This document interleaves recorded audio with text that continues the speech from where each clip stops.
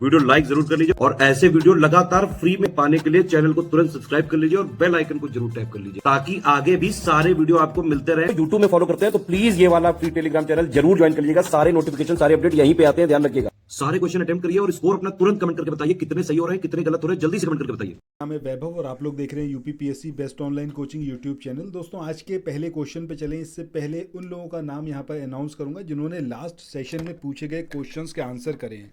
इसमें दो लोग हैं। जो ज्योग्राफी का हमारा लास्ट को वीडियो था, इसमें मैंने आपसे कई सारे क्वेश्चंस पूछे थे, तो उनके ऑलमोस्ट सारे क्वेश्चंस के आंसर करें यहाँ पर आशीष वर्मा ने। तो एक तो ये आशीष वर्मा, ये हमारे सब्सक्राइबर हैं। आप प्रीवियस वीडियो देखिएगा, कमेंट सेक्शन में आपको आंसर्स दिखेंगे। इन्होंने ऑलमोस्ट सारे ही क्वेश्चंस के आंसर करे हैं। इसके अलावा दूसरे सब्सक्राइबर हैं, इनका नाम है समिता गुप्ता।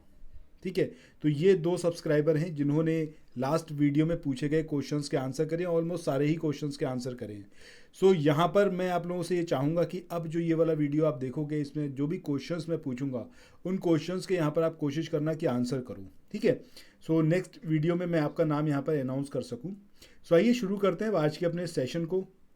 सबसे पहली चीज़ ये है कि जो भी क्वेश्चन यहाँ पर आप देख रहे हो स्क्रीन पर, खुद से कोशिश ज़रूर करना उसको सॉल्व करने की, देखना कि आपको आता है कि नहीं आता है। ठीक है, और अगर नहीं आता है तो आंसर्स तो मैं आपको यहाँ पर बताता चलूँगा कि क्या इसका आंसर होगा, तो उसको आप यहाँ पर देखते हुए चलना। चलिए शुरू करते हैं आज के अपने सेशन को। पहला यहाँ पर क्वेश्चन है, इसमें एक आपको कथन दिया हुआ है और एक कारण दिया हुआ है। कथन क्या है कि तिथि निर्धारक रेखा पर ग्रीनविच से 12 घंटे का अंतर होता है, और जो कारण है वो क्या है कि तिथि निर्धारक रेखा यानी कि जो इंटरनेशनल डेट लाइन है वो 180 डिग्री देशांतर पर लोकेटेड है। सो ये दोनों ही अपने आप में सही स्टेटमेंट है, और सेकंड जो ये रीज़न है ये सही एक्सप्लेनेशन है स्टेटमेंट ए का। तो हमारा आंसर क्या होगा कि ए और आर दोनों सही हैं, और आर जो है वो ए का सही एक्सप्लेनेशन है। इसके बाद अगले क्वेश्चन की बात करें। यहाँ पर पूछा गया है कि ग्लोब पर उन दो स्थानों के बीच न्यूनतम दूरी नहीं होती है जो 45 डिग्री नॉर्थ लेटीट्यूड पर हों, 45 डिग्री साउथ लेटीट्यूड पर हों, या फिर वो आपका प्राइम मेरिडियन पे हो, या फिर इंटरनेशनल डेट लाइन पर। तो सही आंसर क्या आएगा हमारा ऑप्शन डी, यानी कि इंटरनेशनल डेट लाइन पर जो दो स्थान होते हैं उनके बीच में न्यूनतम दूरी नहीं होती है। इसके बाद अगले क्वेश्चन की बात करें। यहाँ पर पूछा गया है कि किसी जहाज का सबसे कम समय में एक स्थान से दूसरे स्थान तक जाने के लिए निम्न में से किस मार्ग को बनना चाहिए। मतलब कौन से मार्ग से जाए जब पता चले कि वो एकदम कम टाइम जो है एक स्थान से दूसरे स्थान पर जाने में ले रहा है। ये समुद्री धारा है, समुद्री हवा है, या फिर देशांतर, या फिर अक्षांश। तो सही आंसर क्या आएगा हमारा ऑप्शन सी, यानी कि देशांतर। इसके बाद अगले क्वेश्चन की बात करते हैं। इस क्वेश्चन में यहाँ पर पूछा गया है आपसे कि किसी जगह का स्थानीय समय 6 बजे प्रातः है, जबकि ग्रीनविच मीन टाइम 3 वहाँ पर बजा हुआ है। ग्रीनविच मीन टाइम पर यानी कि जीएमटी पर 3 बजा है सुबह का। उस जगह की देशांतर रेखा क्या होगी। अब ये 45 डिग्री पश्चिम होगी, 45 डिग्री पूर्व, 120 डिग्री पूर्व, या फिर 120 डिग्री पश्चिम। तो सही आंसर यहाँ पर क्या आएगा ऑप्शन बी, यानी कि 45 डिग्री ईस्ट जो ये देशांतर है वो होगी। इसके बाद मूव ऑन करते हैं नेक्स्ट क्वेश्चन पे।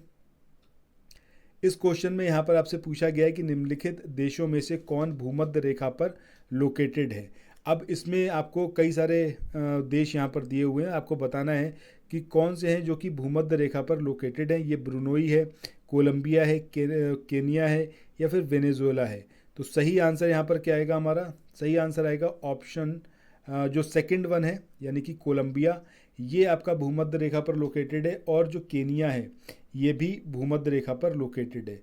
सो हमारा आंसर क्या होगा जिसमें सेकंड और थर्ड जो है वो गिवन होंगे, यानी कि ऑप्शन बी जो है वो यहाँ पर सही आंसर होगा।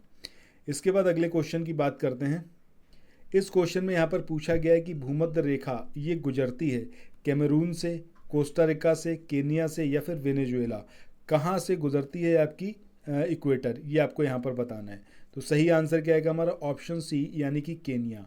केनिया से गुजरती है भूमध्य रेखा। अच्छा, इक्वेटेरियल लाइन की बात करें या फिर भूमध्य रेखा की बात करें तो ये कितने देशों से गुजरती है, ये कमेंट सेक्शन में बताइएगा। नंबर ऑफ कंट्रीज़, कितनी कंट्रीज से ये गुजरती है। ठीक है, इसके बाद मूव ऑन करते हैं अगले क्वेश्चन पे। इस क्वेश्चन में यहाँ पर आपसे पूछा गया है भूमध्य रेखा, कर्क रेखा और मकर रेखा तीनों निम्न में से किस एक महाद्वीप से गुजरती हैं? ये अफ्रीका है, एशिया है, उत्तरी अमेरिका है या फिर ये दक्षिणी अमेरिका है? तो सही आंसर क्या है? अफ्रीका। अफ्रीका से कर्क रेखा, मकर रेखा और भूमध्य रेखा तीनों ही गुजरती हैं। नेक्स्ट क्वेश्चन की बात करते हैं। इस क्वेश्चन में यहाँ पर पूछा गया है कि मकर संक्रांति के समय कर्क रेखा पर दोपहर के सूर्य का जो उन्नतांश होता है वो कितना होता है? किसकी बात कर रहे हैं यहाँ पर हम? मकर संक्रांति पर कर्क रेखा यानी कि लाइन ऑफ कैंसर की। तो सही आंसर हमारा क्या आएगा? ऑप्शन बी यानी कि 43.5 डिग्री, 43.5 डिग्री सॉरी, ठीक है, 43.5 डिग्री यहाँ पर सही आंसर आएगा। इसके बाद अगले क्वेश्चन की बात करते हैं। इस क्वेश्चन में यहाँ पर पूछा गया है कि जो ये लाइन ऑफ कैंसर है या फिर कर्क रेखा है ये नहीं गुजरती है मिस्र से, भारत से, ईरान से या फिर ये म्यांमार से। तो सही आंसर हमारा क्या आएगा? ऑप्शन सी यानी कि ईरान से ये पास नहीं होती है।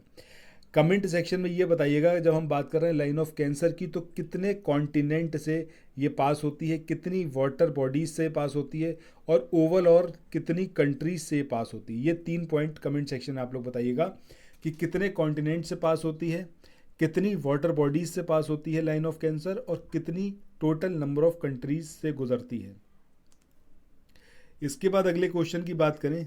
यहाँ पर पूछा गया है कि निम्नलिखित देश जो यहाँ पर दिए हुए हैं इन पर विचार करिए और उपर्युक्त में से किन किन से होकर मकर रेखा गुजरती है यानी कि लाइन ऑफ कैप्रिकॉर्न। कहाँ कहाँ से गुजरती है, कौन कौन से ये आपको यहाँ पर बताना है, ठीक है। तो सबसे पहले यहाँ पर हम बात करें किसकी? ऑस्ट्रेलिया की। तो ऑस्ट्रेलिया से लाइन ऑफ कैप्रिकॉर्न गुजरती है, नामीबिया से भी गुजरती है, ब्राज़ील से भी गुजरती है और चिली से भी गुजरती है। तो हमारा आंसर क्या होना चाहिए जिसमें 1 2 3 4 चारों ही रहेंगे? तो इसका जो सही आंसर है वो क्या होगा? Option D. ऑप्शन डी यहाँ पर हमारा सही आंसर होगा। इसके बाद अगले क्वेश्चन की बात करते हैं। इस क्वेश्चन में यहाँ पर आपसे पूछा गया है कि विभव या इक्विनॉक्स वर्ष के 2 दिन जब दिन और रात बराबर होता है। अब वो कौन कौन से 2 दिन हैं वो आपको बताना है। इक्विनॉक्स के बारे में यहाँ पर पूछा गया है। सो आई होप कि आप लोगों को बहुत अच्छे से पता होगा कि 21 मार्च और 23 सितंबर को इक्विनॉक्स होता है जिस दिन दिन और रात दोनों बराबर होते हैं। इसके बाद अगले क्वेश्चन की बात करते हैं। यहाँ पर पूछा गया है कि उत्तरी गोलार्ध में मकर संक्रांति के समय 12 घंटे का दिन होगा कहाँ पर? कर्क रेखा पर, मकर रेखा पर, आर्कटिक वृत्त पर या फिर विषुवत वृत्त पर? तो सही आंसर हमारा क्या आएगा? ऑप्शन डी यानी कि विषुवत रेखा पर जो कर्क संक्रांति है, ठीक है, तो वहाँ पर नॉर्थ हेमिस्फीयर की बात कर रहे हैं तो यहाँ पर 12 घंटे का दिन होगा। इसके बाद अगले क्वेश्चन की बात करते हैं। यहाँ पर पूछा गया है कि किस तारीख को सबसे बड़ा दिन होगा? अब ये 22 जुलाई है, ये 25 दिसंबर है, 21 जून है या फिर ये 23 मार्च है? तो सही आंसर हमारा यहाँ पर क्या आएगा? ऑप्शन सी यानी कि 21 जून को सबसे बड़ा दिन होता है। 21 जून को कौन सा इंटरनेशनल डे मनाया जाता है ये ज़रा कमेंट सेक्शन में बताइएगा। इसके बाद 49th क्वेश्चन की बात करें यानी कि 649th की। तो इस क्वेश्चन में यहाँ पर पूछा गया है कि निम्नलिखित तिथियों में से किसमें दोपहर को आपकी छाया जो है वो सबसे छोटी होगी? दिसंबर 25, मार्च 21, जून 21 या फिर फरवरी 14? तो सही आंसर क्या आएगा हमारा? ऑप्शन सी यानी कि जून 21 को। इसके बाद आज के इस वाले सेशन के आखिरी क्वेश्चन की बात करते हैं। यहाँ पर पूछा गया है कि ग्रीष्म अयननाथ जो है वो प्रतिवर्ष होता है 23 सितंबर को, 21 मार्च को, 4 जुलाई को या फिर 21 जून को? तो सही आंसर हमारा क्या आएगा? ऑप्शन डी यानी कि 21 जून को ग्रीष्म अयनतांत जो है वो प्रतिवर्ष होता है। सो इसी के साथ आज के इस वाले सेशन को यहाँ पर एंड करते हैं। जो क्वेश्चंस मैंने आपसे पूछे उनके आंसर्स कमेंट सेक्शन में ज़रूर करिएगा। सो फिर मिलते हैं अगले वीडियो में। Thank you so much. Have a nice day. Bye bye.